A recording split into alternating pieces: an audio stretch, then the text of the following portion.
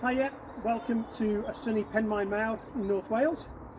I'm going to talk to you a little bit about clothing and equipment today needed to climb Kilimanjaro. If you can hear any background noise, that's the A55, so please excuse me for this. I've got my glamorous assistant Morag here with me. Hopefully she won't get in the way too much. Okay, so first on the list, a sun hat.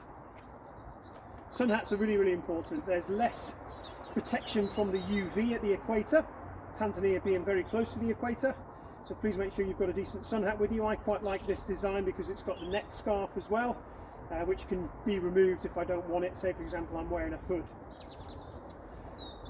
You could get something like a wide brimmed cowboy style hat as well, that works, but ultimately you just need something to cover you up from the sun. Similarly, a decent set of sunglasses to help protect your eyes from the UV. Something that's category rated 2 or 3 is really good because that's going to give you lots of UV protection. You're going to want something comfortable to trekking during the day, so it might be that you wear some sort of trekking shirt. Again, long sleeves is going to help protect you from the sun. Short sleeves maybe for those cloudier days, but ultimately having a couple of them is just going to be nice for you when you're on the mountain for a week. You're going to want some light trousers to trek in. Again, there's nothing too fancy about these.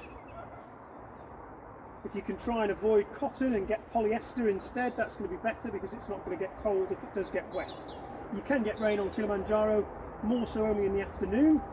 Hopefully we'll be in camp by then, but if it does rain, something polyester is going to keep you that little bit warmer. Okay, so just simple set of trekking trousers. They don't have to be too fancy, nothing too expensive. And again, a couple of pairs just because you're on the mountain for about a week.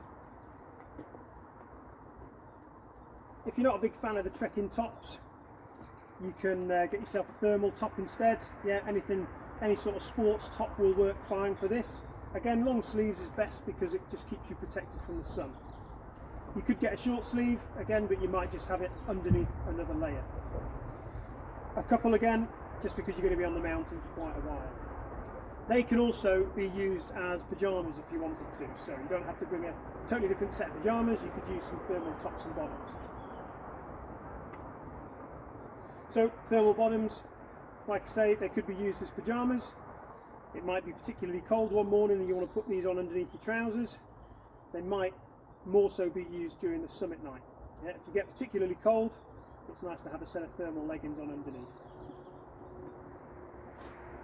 Some people do choose to wear shorts. I've seen lots of people wearing shorts and leggings.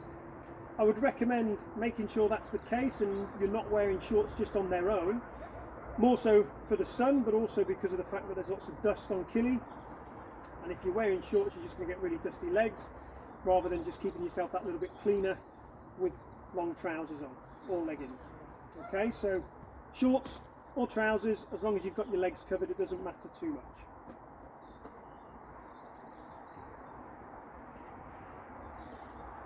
In terms of thermal tops, there's a couple of different things to choose from. You do want some extra thermal tops. This one's quite a nice long sleeve light top. Okay, really warm. Again, just an extra little layer. I've got a fleece, yeah, does what it says on the tin. And then you might want some sort of fleecy hooded top. Sometimes the mornings are quite cold and actually you might be wearing one of these and using the hood to stop the sun getting on you. Okay, up until about midday it might be quite cool and you might be able to get away with one of these. Okay, so that's quite a nice option. Morag, come on your bed. On your bed. Yeah, on your bed. Sit. And then a set of soft shells. Soft shell is a material that will keep the wind off you but won't necessarily keep you dry if it rains. So they're more splash proof than waterproof. A set of soft shell trousers are going to be really useful for the summit night because it is going to be much colder. So they're a little bit heavier duty. And like I say, the design is soft shell, that's the sort of model you want to look out for, but anything that little bit thicker, something like a ski pant or a ski trouser, that's probably going to be a little bit too heavy. So try to have a look in the shops for something known as soft shell. A soft shell jacket will do the same thing. This has got sort of elasticated cuffs, so it's just going to keep your hands a little bit warmer, and it's also got a hood there as well. Okay, so some sort of soft shell top and bottom.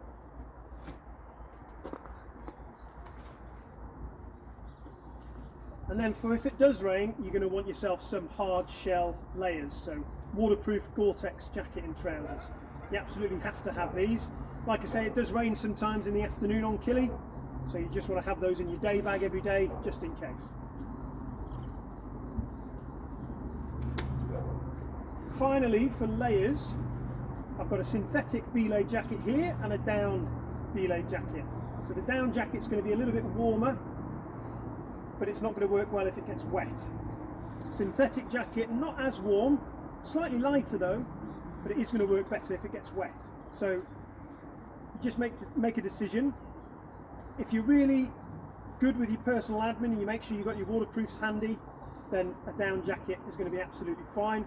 I would probably bring this over my synthetic, but if I've got a bit of spare room, I might pop the synthetic in as well, just for if I want to wear it at camp, something like that. But the down jacket I'm definitely going to be wearing on the summit night.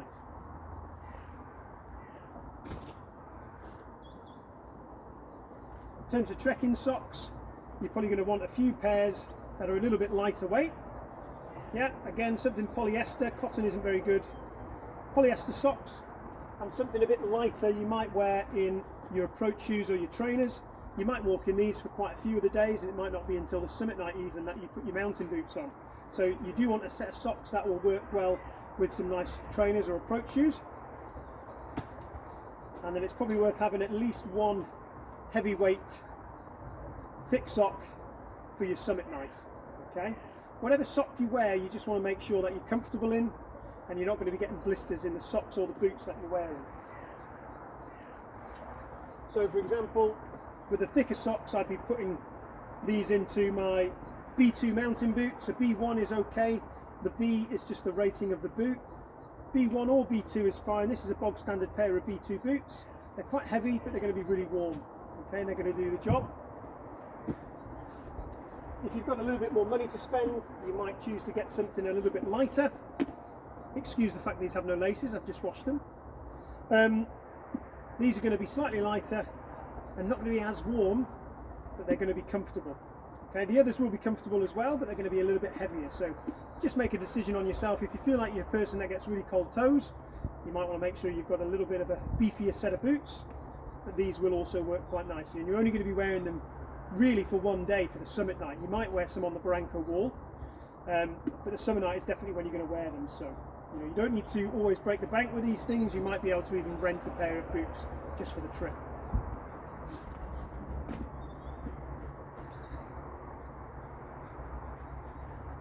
Okay, in terms of gloves, you're going to probably want a thin set of gloves just for day-to-day trekking.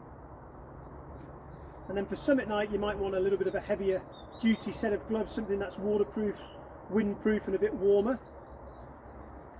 And for summit night, again, you might want a pair of mittens. Okay, these are going to go over the top and they're going to make sure your hands stay really warm, especially if you're someone that gets quite cold hands. You might also choose to get some hand warmers that you pop into your gloves as well on the back of your hand, and that will keep your hands nice and warm.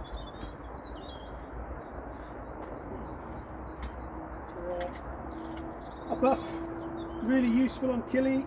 You might even wear it at night when you're sleeping and have it slightly over your mouth so your mouth doesn't get as dry as it could. Yeah, the air's quite dry on Kili, so it is really worth having one of these. Even as you're walking day to day, having it up and over your mouth just to stop the dust getting in. Also keeps your head really warm because it heats up the blood in your neck, and yeah, it's just going to keep you more comfortable, especially on your summit night. And for your summit night, some sort of warm hat. You're obviously going to use these two items as well every time you're in camp every evening, so they're really worth having. Don't forget your swimming shorts.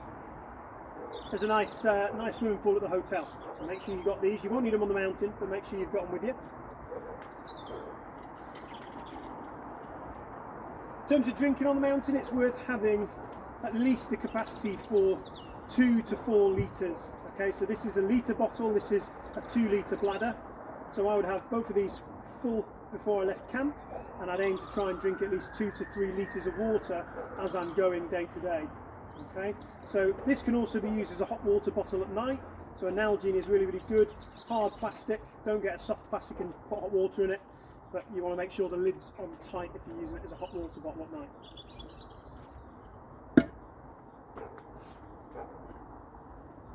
Just for around camp, you might want some flip-flops or some Crocs, just something that you can then put your feet in and take your feet out of your boots or your approach shoes every day and let them breathe.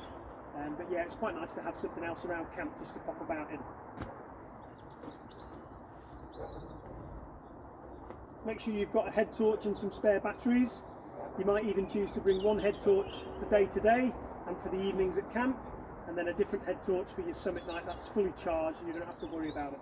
But whichever you choose, just make sure you've got enough to see you through the expedition. And this is just a handy little digital scale. So with your porter bag, you're going to be allowed 18 kilograms. So because we're going to be very busy at the gate with a lot of us there, it might just be worth you double checking with your own scales just to make sure you're not going over the weight that you're allowed.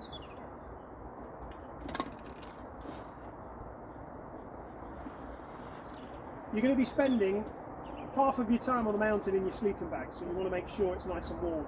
The first thing that you should get is a sleeping bag liner. It just adds a little bit of warmth and comfort, and they're really cheap and they're really easy. So make sure you've got one of these because they add loads of benefit to you in the night.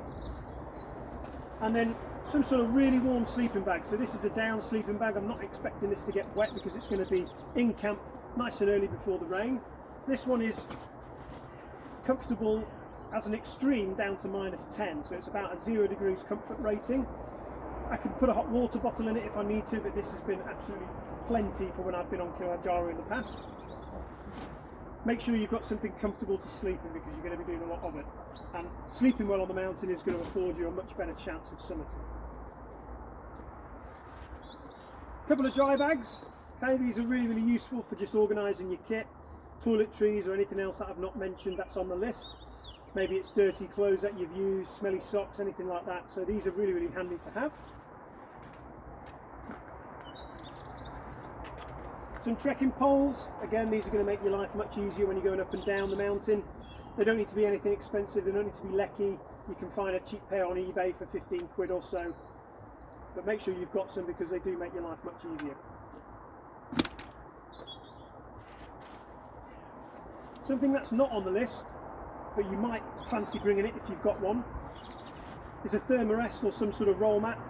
So on the mountain you will be supplied one of these, but if you've got something that you like to sleep on, it's a little bit more comfortable, then you're more than welcome to bring it. This is just a thermarest, just a folded mattress, and then here is an inflatable one.